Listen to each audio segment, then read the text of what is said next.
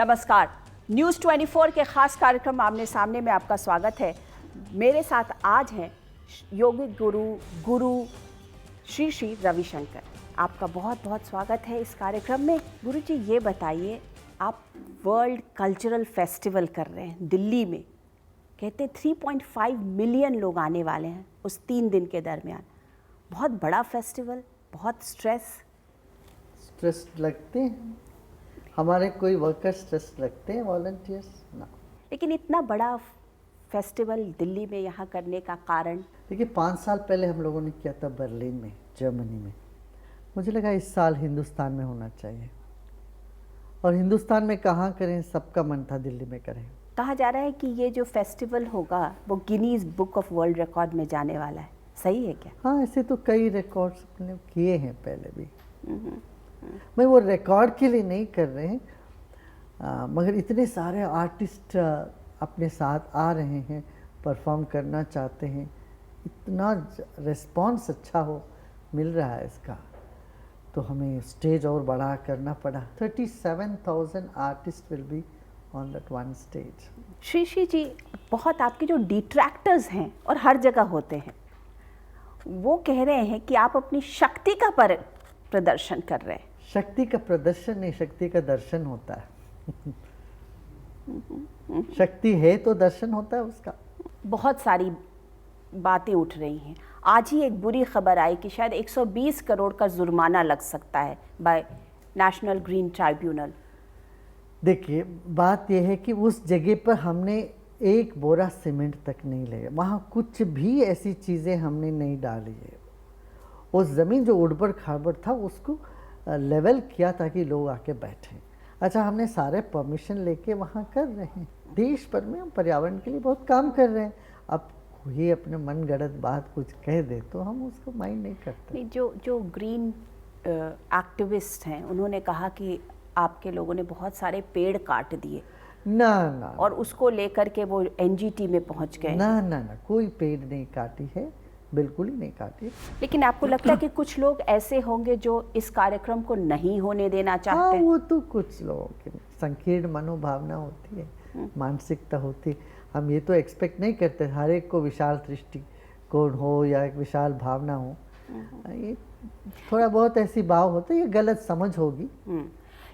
लेकिन मगर एक बात तो मैं पक्का ही कहूँगा, हम जमुना जी को प्रदूषण नहीं करेंगे। जो प्रदूषण, जो मुझे लगता है और कोई कर भी सकता है, वहाँ इतना प्रदूषण हो चुकी है, उसका हद के बाहर प्रदूषण हो चुकी है जमुना जी। तो अब जमुना जी को और हम प्रदूषण करें, ये कोई सेंस वाली बात नहीं है। लेकिन श्री अल्टीमेटली अगर एनजीटी आपके ऊपर इतना, मतलब इस कार्यक्रम को लेकर के 120 करोड़ का जुर्माना लगाता है, तो क्या करेंगे आप? हम देखेंगे, बात करेंगे, देखेंगे क्या कर सकते हैं। अच्छा, बात यही है ना, उस स्थान को अच्छा रखना है जी। जमुना जी को किनारे जिस हालत में वो पहले था, उससे बेहतरीन हालत में हम उसको छोड़ते जाएंगे। वहाँ पेड़े लगाएंगे, हमारे सारे वॉलंटियर तैयार है। अरे भाई, हम दुनिया भर में पर्यावरण के लिए इतना चिंतित है, इतना काम कर रहे हैं, अपना जमुना जी को हम क्यों खराब करेंगे, बताओ। श्री वो बुद्धिमत्ता नहीं है, बात कहना ही बुद्धिमत्ता। जी श्री अभी हरियाणा में जो हुआ, आप रोहतक गए थे, वहाँ पर आपने हवन किया, कि सेंस ऑफ सीरेनिटी प्रिवेल करे। आपको क्या लगता है कि क्या गलती हो गई वहाँ पे? क्या हुआ, क्यों इस तरीके की ये जो आंदोलन हुआ रिजर्वेशन का? देखिए, क्यों हुआ, इस पे बहुत सारा विश्लेषण हम कई एंगल से कर सकते हैं। जो घाव हो गया लोगों के दिल में, उसको उसको सुधारना पड़ेगा। ये मॉब साइकोलॉजी है ही ऐसे, जैसे भूचाल आ गया, इस तरह से एक तूफान आ गया मन में, आदमी को पता नहीं वो क्यों कर रहा है, क्या कर रहा है, कुछ अफवाहें ऐसी उड़ जाती है, उससे बह जाते हैं लोग। फिर बाद में जब होश में आते हैं, उनको पता चलता है जो काम हुआ वो गलत है। एक ऐसे जैसे भाड़ आई, ऐसे दिमाग में कुछ ऐसी नेगेटिविटी आ गई जो कर बैठे। लेकिन आपको लगता है क्या कि इतने दिन तक ये चलता रहा, पूरे 10 दिन तक चलता रहा, जो माहौल वहाँ पे था, तो उसमें हरियाणा सरकार ने सुरक्षा ठीक से मुहैया नहीं कराई लोगों की। हाँ, इसको और बेहतर ढंग से हैंडल कर सकते थे, करना चाहिए था, ये मैं कहूँगा। उनका फेलियर है। ज़रूर कहूँगा, या उनका एक्सपीरियंस नहीं है, जो भी कारण उनका रहा होगा, मगर उसमें ज़रूर भूल चूक हुई है।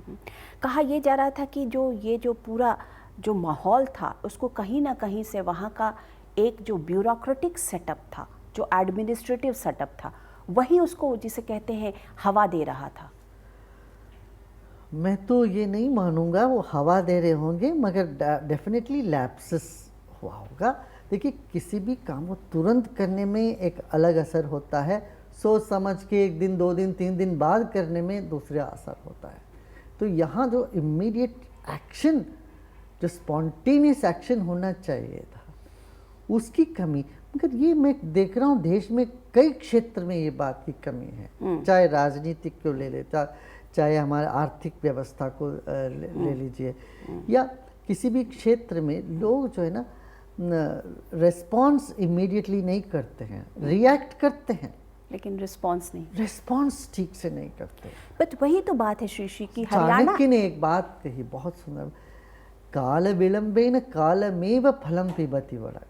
काल के विलंब करने से, माने उसमें देरी करने से काल ही फल खा जाता है, अच्छा काम का फल काल ही खा जाता है। बट श्री बात तो यही है कि हरियाणा दिल्ली के इतना नज़दीक है, अगर चलिए मान लीजिए कि वहाँ प्रशासनिक कमी थी, अगर वहाँ, तो दिल्ली से तो एक्शन हो सकता था। आपको लगता है कि कहीं ना कहीं इसके लिए केंद्र सरकार भी जिम्मेदार हो सकती है? देखिए, मैं समझता हूँ जब कहीं भी कोई गड़बड़ी होती है दुनिया भर में, हर एक इंसान उसका जिम्मेदारी ले ले, हम सबको लेना पड़ेगा, क्यों हम सब कुछ ना कुछ कर सकते हैं। हमारा समग्र समाज में एक जिसको बेजवाबदारी, जो लापरवाही की एक मानसिकता बनी हुई है आम जनता में, इससे हमें हटना चाहिए, जिम्मेदारी हमको लेना चाहिए। वही और हमारे भीतर ये ताकत है भारत में। हम एक तरह से हम कहते हैं बहुत असहिष्णु हो गए हम जी।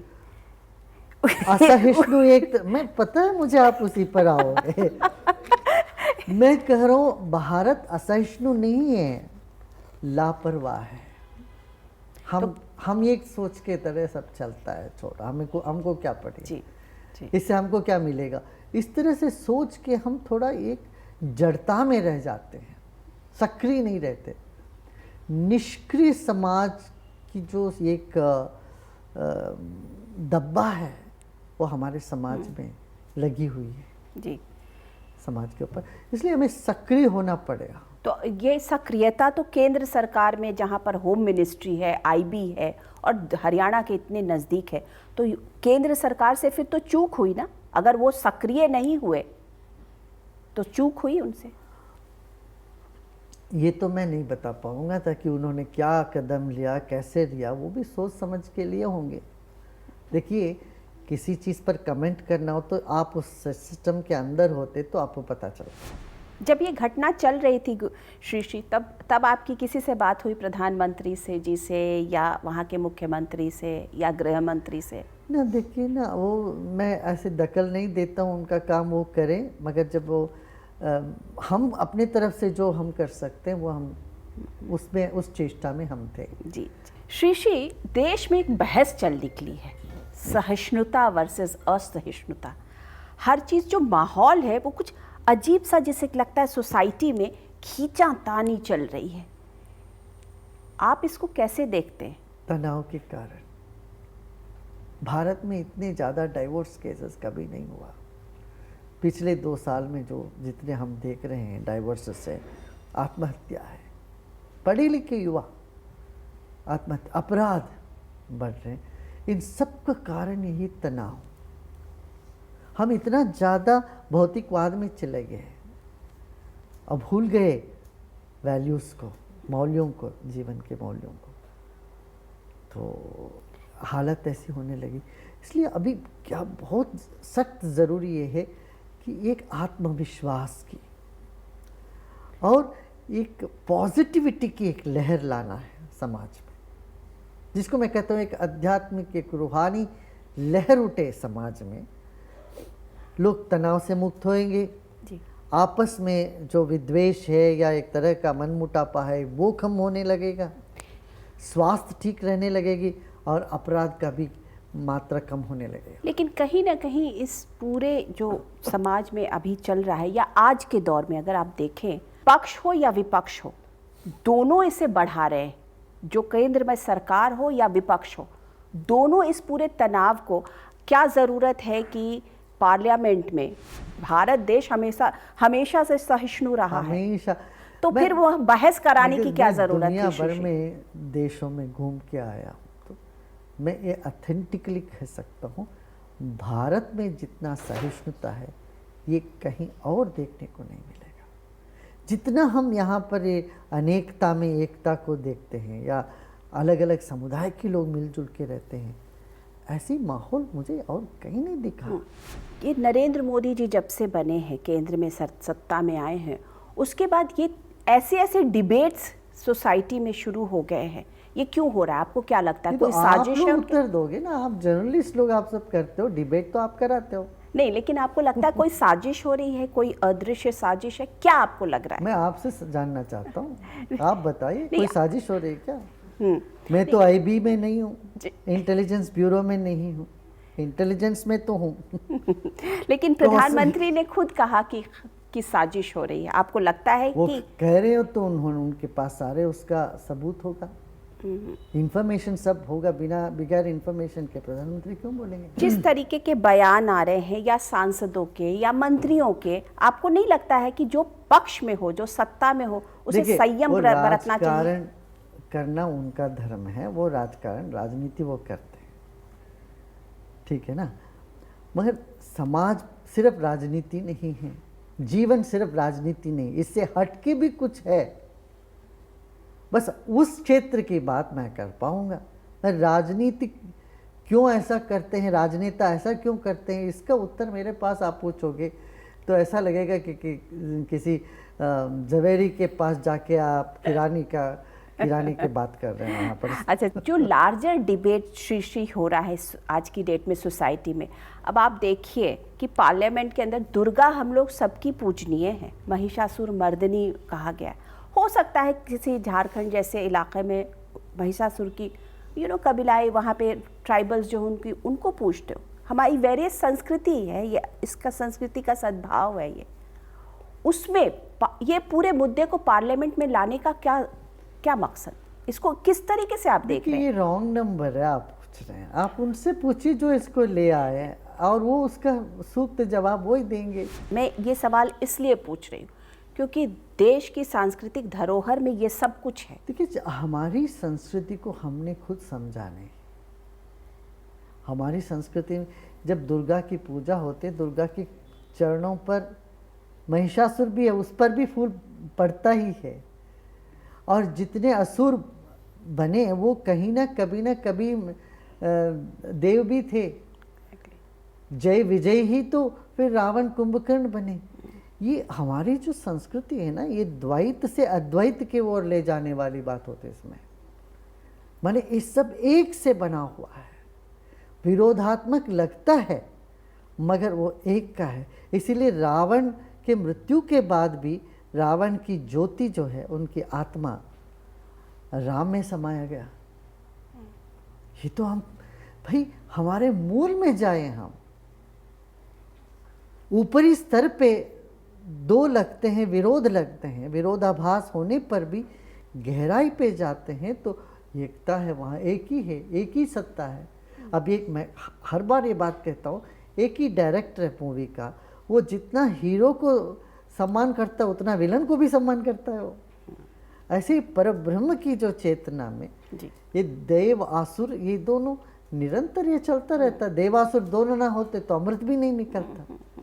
तो ये दृष्टिकोण, भारत का ये जो दृष्टिकोण है, वो ना द्वेष करना ना राग करना, ना राग द्वेष से ऊपर उठ करके एक चैतन्य सत्ता को मानना, ये दुनिया के लिए देन है भारत का। जी श्री, आप पूरे देश विदेश में भ्रमण कर रहे हैं, जगह जगह जा रहे हैं, अपनी एक संदेश लेके जा रहे हैं। क्या लगता है कि बाहर के मुकाबले भारत में कुछ बदलाव हुआ है? कुछ हमारी जो ज़्यादा कुछ केमिकल रिएक्शन हम ज़्यादा करने लगे?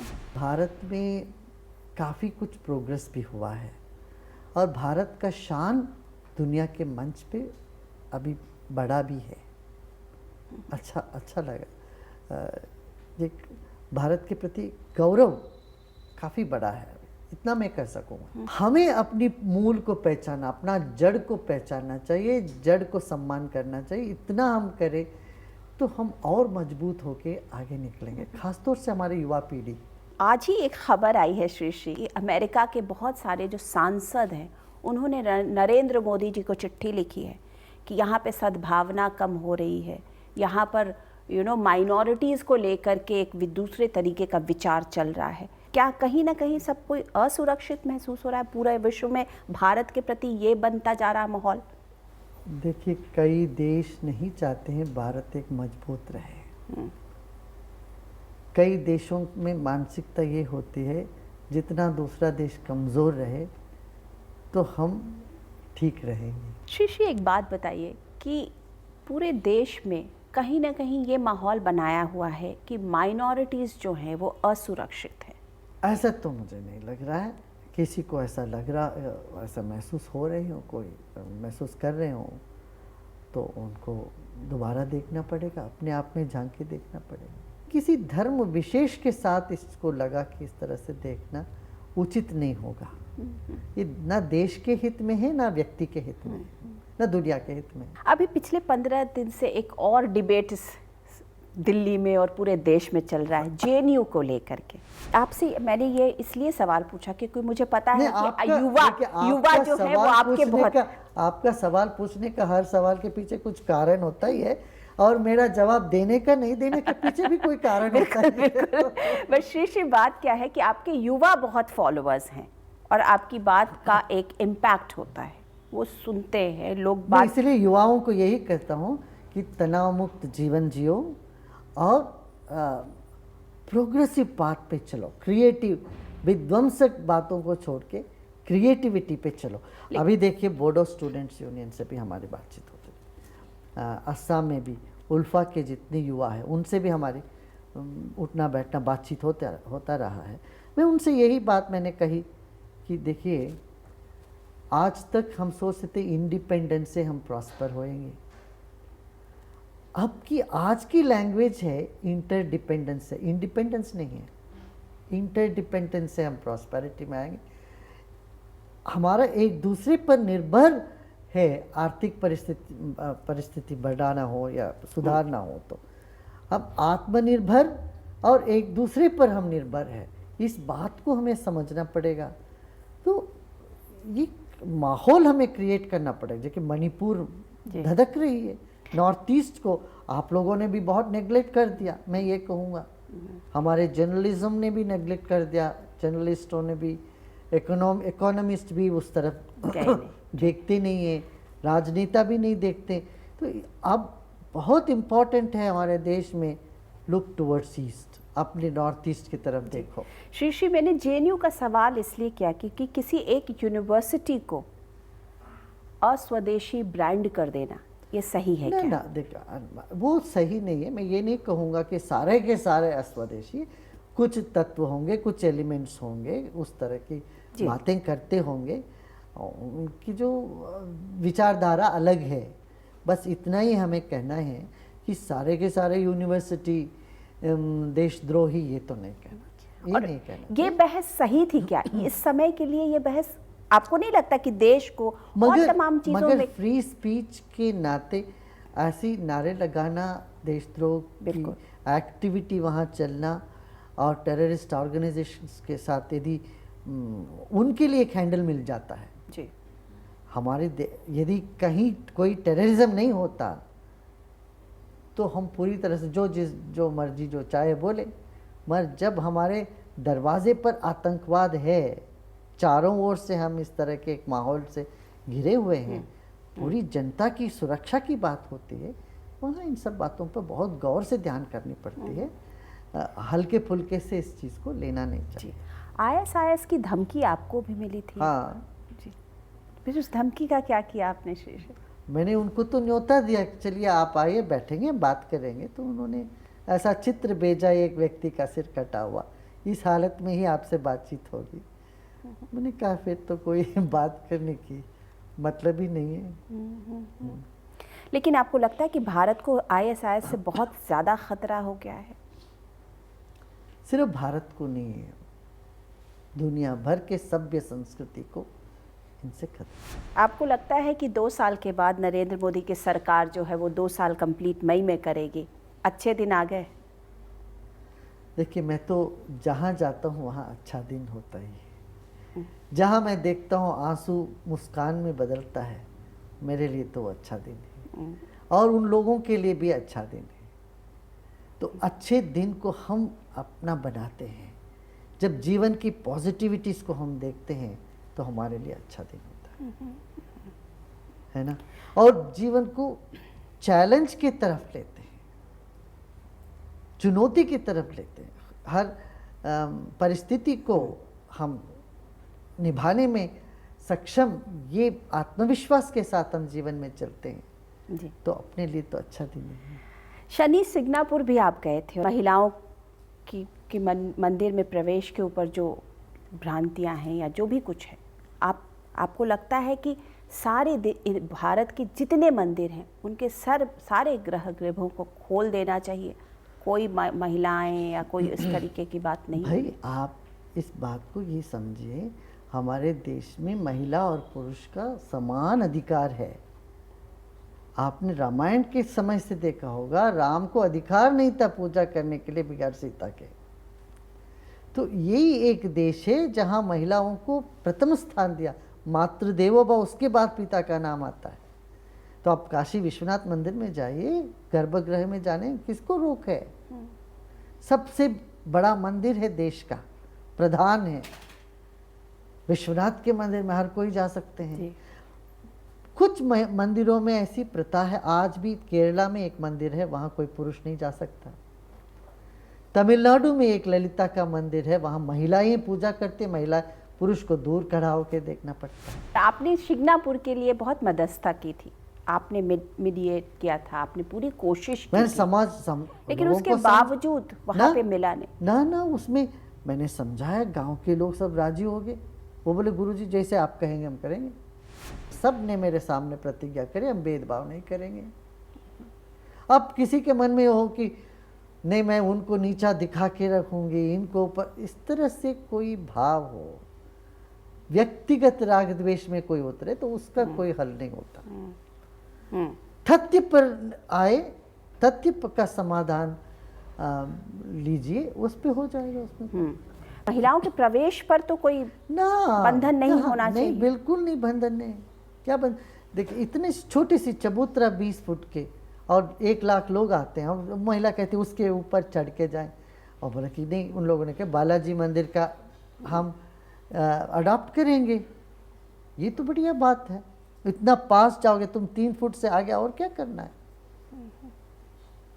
वहाँ सिर्फ एक पुजारी खड़ा रहेगा। उन्होंने ये भी बताया, जो लोग वहाँ ऊपर गए, कई लोग फिसल के गिरे और हड्डी, उन्हें फ्रैक्चर वक्चर भी हुई, तेल भी गिर रहा है, सारे ग्रेनाइट फ्लोर है। सारे माहौल को अच्छे से देख दुख करके वहाँ पर सबका सलाह ले करके ये निर्णय में आया, बालाजी मंदिर का जो मॉडल है अभी वो चलाएंगे। फिर आगे महिला पुजारी तैयार करेंगे, तब महिला पुजारी को भी प्रवेश मिलेगी। श्री हमसे बात करने के लिए आपका बहुत बहुत शुक्रिया। नमस्ते। तो ये थे आमने सामने में श्री रविशंकर जी। मैं अनुराधा प्रसाद किसी और पर्सनालिटी के साथ आपसे फिर मिलती हूँ, तब तक के लिए नमस्कार।